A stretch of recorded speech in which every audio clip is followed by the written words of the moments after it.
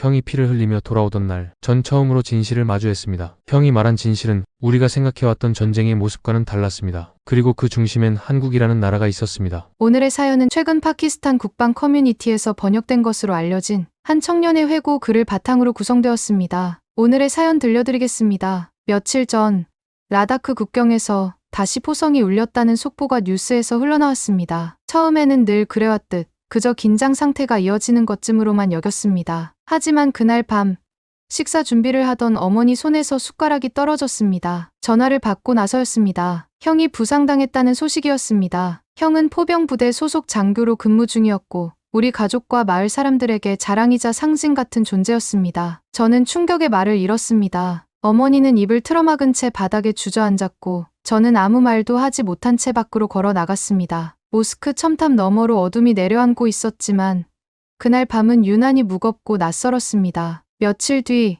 형은 군용 트럭에 실려 마을로 돌아왔습니다. 들것에 누운 형의 모습은 제가 알던 사람이 아니었습니다. 허리는 단단한 지지대로 감싸여 있었고 붕대 사이로 피가 스며나와 말라붙어 있었습니다. 얼굴은 창백했고 입술은 말라 있었으며 무엇보다 눈빛이 비어 있었습니다. 형은 말없이 제 손을 잡고 아주 낮은 목소리로 중얼거렸습니다. 괜찮아, 죽진 않았어. 그 말 속엔 위로도 아니고 희망도 없었습니다. 저는 형의 말을 들으며 가슴 속 깊은 곳이 서서히 무너져 내리는 느낌을 받았습니다. 눈물이 나오지 않았던 건 그 순간이 아직 현실로 느껴지지 않았기 때문이었을지도 모릅니다. 형은 어릴 적부터 강하고 침착한 사람이었습니다. 군복을 입은 그의 모습은 마을의 자랑이었고 저에게는 말 그대로 영웅이었습니다. 저는 단 한 번도 형이 다쳐 돌아올 수 있다고 생각해 본 적이 없었습니다. 국경 충돌은 자주 있었고 우리는 늘 이긴다고 믿어왔습니다. 중국산 무기를 믿었고 훈련받은 우리 장병들을 믿었으며 무엇보다 우리 체제가 무너지지 않을 거라고 믿었습니다. 그런데 형은 그렇게 돌아왔고 아무도 그 이유를 똑바로 설명해주지 않았습니다. 그날부터 저는 처음으로 생각하기 시작했습니다. 전쟁이 정말 우리 삶에 없는 일일까?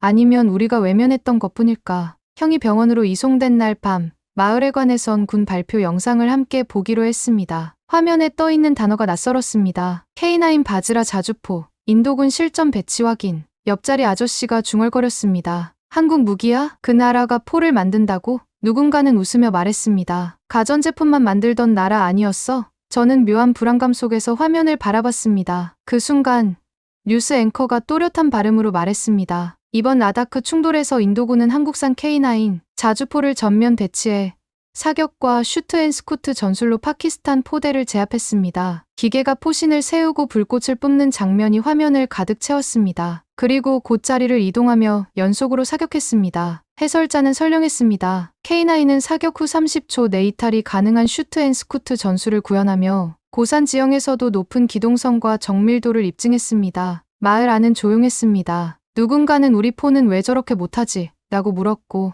누군가는 중국 무기가 그렇게 약할 리 없어라고 반박했습니다. 하지만 아무도 확신에 찬 목소리는 아니었습니다. 그 순간 저는 형이 병상에서 말하던 장면이 떠올랐습니다. 우린 숨 고를 때 걔넨 또 쐈어. 그 말의 의미를 저는 처음엔 몰랐습니다. 그냥 다친 사람의 과장이겠거니 했습니다. 하지만 지금 보이는 화면은 형의 말을 그대로 증명하고 있었습니다. 우리 부대는 한 발을 쏘고 위치를 고수했지만 저 자주포는 쏘고 나서 곧바로 사라졌습니다. 정확하고 빠르고 무섭도록 침착했습니다. 제 주변 사람들은 여전히 혼란스러워 보였습니다. 중국이 우리 편이잖아.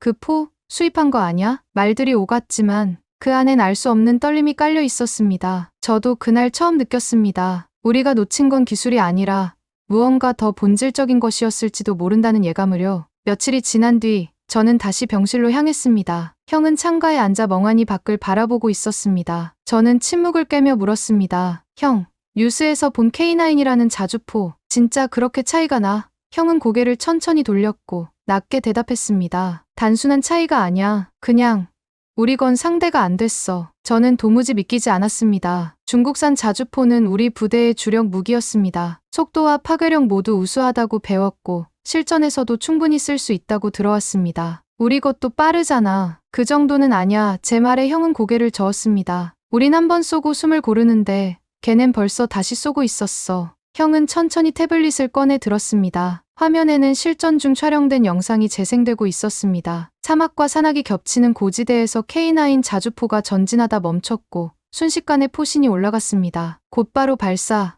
그리고 이동. 화면은 짧고 단순했지만 저는 그 장면이 무섭게 다가왔습니다. 형은 조용히 말했습니다. 저게 슈트 앤 스쿠트야. 쏘고 나서 곧바로 위치를 바꿔. 우리 폰은 저걸 못해. 저는 화면을 다시 재생했습니다. 발사, 이탈, 재배치, 그리고 또 발사. 정확했고 무자비했습니다. 그날 우리가 진 건 기술 때문만은 아니야. 형은 말을 이었습니다. 생각이 달랐던 거야. 우리는 그저 예전처럼 싸우려 했고 그들은 미래처럼 준비했어. 저는 입을 다물 수 없었습니다. 그동안 우리 무기를 믿었고 국산은 부족해도 연합으로 충분하다고 생각해왔습니다. 하지만 이건 달랐습니다. 그들이 준비한 전투는 우리가 아는 방식이 아니었습니다. 형의 말은 제 머릿속에 맴돌았습니다. 우린 준비된 적이 없었어. 항상 싸울 생각만 했지. 이길 생각은 없었어. 그 한마디에 제 가슴 어딘가가 서서히 무너져 내리는 느낌이 들었습니다. 형이 잠든 사이 저는 병실 한 구석에 있던 태블릿을 집어 들었습니다. 화면엔 이전에 형이 보여준 영상들이 저장되어 있었습니다. K9 바즈라 실전 영상,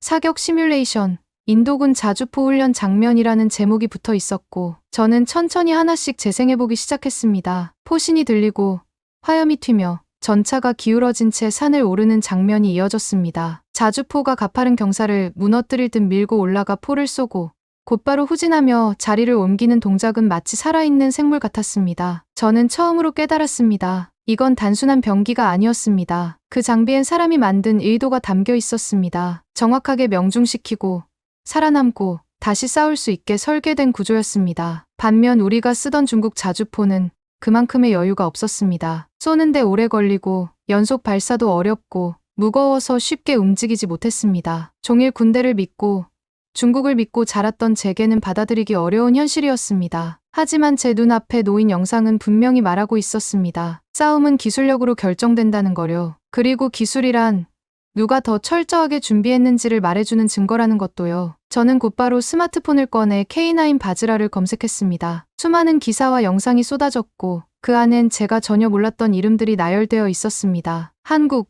한화, 자동 장전 시스템, GPS 기반 사격 통제, 산악지형 전용 설계 그리고 폴란드 계약 체결이라는 문구를 본 순간 저는 자리를 박차고 일어났습니다. 폴란드, 유럽 국가까지 이 무기를 쓰고 있다고. 저는 그때 깨달았습니다. 우리가 밀린 게 아니었습니다. 우리는 진 겁니다. 전장에서가 아니라 준비에서, 사고방식에서, 정보에서, 그리고 어쩌면 믿음에서 말입니다. 며칠 동안 저는 방 안에 틀어박혀 아무와도 말하지 않았습니다. 형의 말이 계속 머릿속을 맴돌았죠. 그들은 후발주자였기 때문에 더 철저했어. 그 말이 이상하게 마음에 걸렸습니다. 한국이라는 나라에 대해 알고 싶었죠. 그래서 검색을 시작했습니다. K9 바즈라, 한국 자주포, 세계 방산 수출 같은 단어들을 입력했더니 뜻밖에도 수많은 기사가 나오더군요. 한화라는 기업이 인도에 수출한 K9 자주포가 이미 여러 국가에서 쓰이고 있었고 심지어 유럽 국가들도 한국산 자주포를 대량 도입하고 있다는 뉴스가 줄줄이 나왔죠. 그러다 한 기사 제목 앞에서 손이 멈췄습니다. 세계는 왜 한국의 자주포를 선택했는가? 그 기사는 단순한 기술 비교가 아니었습니다. 읽는 내내 마음이 무거웠어요. 우리가 그토록 믿어온 무기 체계는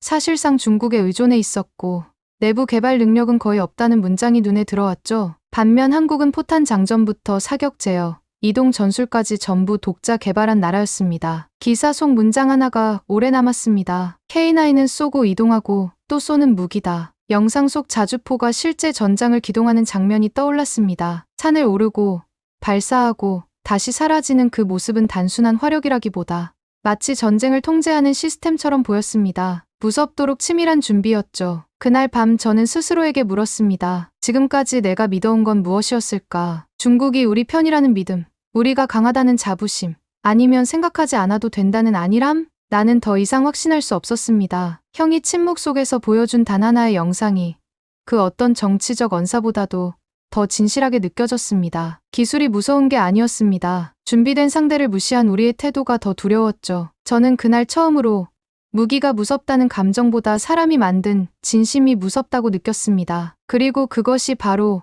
한국이 만든 자주포에서 느껴졌다는 사실이 쉽게 지워지지 않았습니다. 며칠 뒤 형은 병실 안에서 가볍게 걸을 수 있을 만큼 회복했습니다. 허리에 보호대를 착용한 채 복도를 따라 천천히 걷는 그의 모습을 보며 어머니는 말없이 손끝으로 눈물을 닦으셨습니다. 저는 조용히 형 옆에 섰습니다. 형은 갑자기 물었습니다. 요즘 뭘 그렇게 찾아봐? 저는 대답 대신 고개만 끄덕였습니다. 형은 미소를 지으며 창밖을 바라보았습니다. 처음엔 나도 안 믿겼어. 근데 실전에서 겪으면 달라. 진짜는 소리 없이 움직이더라. 그 말이 마음속에 깊이 남았습니다. 그날 밤 형과 함께 다시 영상을 봤습니다. 이번엔 처음보다 천천히 집중해서 그 장면들을 바라보았습니다. 포신이 움직이는 각도, 발사 후의 반동, 사격 전후의 제어 동작까지 모든 것이 정확했습니다. 형은 말없이 화면을 넘기다가 조용히 설명했습니다. 이게 자동 사격 통제 시스템이야. 목표 좌표만 입력하면 집 조준 각도를 계산하고 포신이 자동으로 움직여.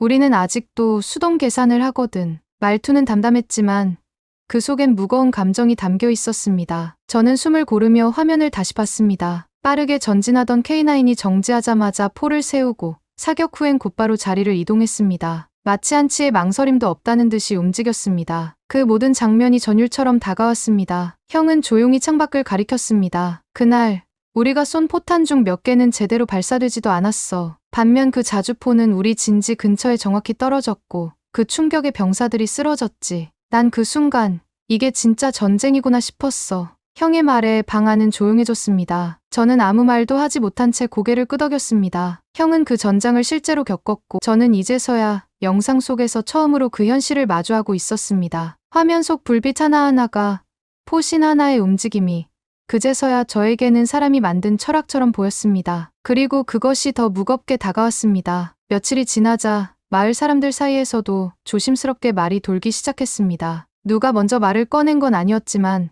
분위기는 분명 달라져 있었습니다. 이번엔 좀 달랐던 것 같더라. 이제는 우리가 밀리는 거 아니냐. 그런 소리가 나왔고 누군가는 한국이라는 나라, 괜찮은 무기를 만들던데라는 말도 했습니다. 그 말은 충격보다는 낮은 목소리로 퍼져나갔고 사람들의 표정은 어딘가 복잡해 보였습니다. 우리는 항상 자신 있다는 말만 해왔기에 지금과 같은 분위기는 분명 익숙하지 않았습니다. 조용하지만 분명한 감정의 변화였습니다. 사람들이 무서워하는 건 총이 아니라 진심이었습니다. 이번엔 그들의 준비가 우리와는 달랐던 것 같았습니다. 어릴 때부터 우리는 늘 중국을 믿고 무기는 강력하면 된다고 배워왔습니다. 그런데 이번에는 달랐습니다. 총의 위력보다 그 속에 담긴 철학이 더 중요하다는 걸 느끼게 되었습니다. 한 마을 어르신은 형의 이야기를 듣고 조용히 말했습니다. 그 자리에 내 형이 아니라 다른 애가 있었으면 못 돌아왔을지도 몰라. 그 말씀에 저는 아무 말도 할 수 없었습니다. 그날 밤 저는 혼자 방 안에 앉아 있었습니다. 어둠 속에서 형이 했던 말들이 하나둘 떠올랐습니다. 우린 싸우려고만 했지. 이기려고 준비하진 않았어. 그 말이 마음속에 깊이 박혔습니다. 형의 부상은 단지 포탄의 위력 때문만이 아니었습니다. 우리가 믿어온 방식, 우리가 의심하지 않았던 체계, 그 모든 것이 누군가에겐 허점으로 작용했을 수도 있다는 생각이 들었습니다. 마을의 분위기는 여전히 조용했지만 저는 느낄 수 있었습니다. 이 작은 변화가 언젠가는 큰 전환점이 될 수도 있겠다는 것을요. 그리고 그 시작에는 한 자주포가 있었습니다. 며칠 뒤 형과 저는 다시 병원에서 영상을 함께 보았습니다. 처음엔 단순히 기계처럼만 보였던 자주포가 이제는 달리 보였습니다. 포신이 천천히 올라가고 발사와 동시에 이동하는 그 장면이 마치 오케스트라의 지휘처럼 정교해 보였습니다. 형은 조용히 설명했습니다. 이건 그냥 무기가 아니야. 이 나라가 전쟁을 어떻게 보는지 그 시각이 담겨 있는 거야. 저는 그 말을 곱씹었습니다. 우리가 배워온 전쟁은 강한 무기를 많이 가지는 것이었고 빠르게 쏘는 것이 이기는 것이라 생각해왔습니다. 하지만 이 무기는 그보다 더 깊은 이야기를 하고 있는 것 같았습니다. 형은 포탄보다 먼저 움직이는 사람들의 태도에 주목하라고 했습니다. 그들은 기술로 이기려는 게 아니었어. 전장을 통제하려 했지. 저는 그 말이 점점 이해되기 시작했습니다. 영상 속 자주포는 항상 먼저 움직였고 정확했으며 무엇보다 불필요한 소음을 내지 않았습니다. 발사 후 빠르게 자리를 옮기고 상대의 반격을 피하며 다시 조준하는 모습은 단순한 훈련의 결과로만 보이지 않았습니다. 그건 마치 생존을 위한 본능처럼 느껴졌습니다. 우리에게 없었던 건 속도나 힘이 아니라 그런 태도와 시스템이었던 건지도 모른다는 생각이 들었습니다. 형은 조용히 말했습니다. 그날 우리가 쏜 포탄 중 일부는 불발됐어. 반면 그 자주포는 정확히 우리 진지 근처에 떨어졌지. 그 진동에 창문이 흔들릴 정도였고 병사 몇 명은 정신을 잃었어. 저는 그 말을 듣고 숨을 삼켰습니다. 그동안 제가 막연하게 상상했던 전쟁은 그렇게 현실적인 공포를 품고 있지 않았습니다. 형이 직접 겪었던 그 장면은 숫자나 통계로 설명될 수 없는 일이었습니다. 제가 화면으로 본 그 포의 움직임은 단순한 기술이 아니었습니다. 그것은 준비된 자만이 보여줄 수 있는 질서였고, 저는 그 앞에서 한없이 작아졌습니다. 형이 퇴원한 날, 저는 조용히 형과 함께 마을 뒷산으로 향했습니다. 형은 아직 허리에 보호대를 착용하고 있었지만 햇빛 아래에서 다시 걷는다는 사실만으로도 어머니는 안도한 표정을 지으셨습니다. 산길은 완만했지만 형의 걸음은 느렸습니다. 저는 형의 옆에서 묵묵히 걸었습니다. 말없이 흘러가던 시간이 어느 순간 멈추듯 형이 갑자기 입을 열었습니다. 다시 군인이 될 수 있어도 난 또 될 거야. 다만 이번엔 다르게 준비했겠지. 그 말이 마음에 남았습니다. 형은 싸움이 아니라 준비의 부족을 후회하고 있었던 것이었습니다. 하산하는 길목에서 형은 제 어깨를 가볍게 두드리며 물었습니다. 넌 어떻게 할 거니? 저는 한참 망설이다가 조용히 대답했습니다. 입대하려고 해. 형처럼. 형은 잠시 저를 바라보다가 고개를 끄덕였습니다. 그럼 내가 본 걸 가져가야지.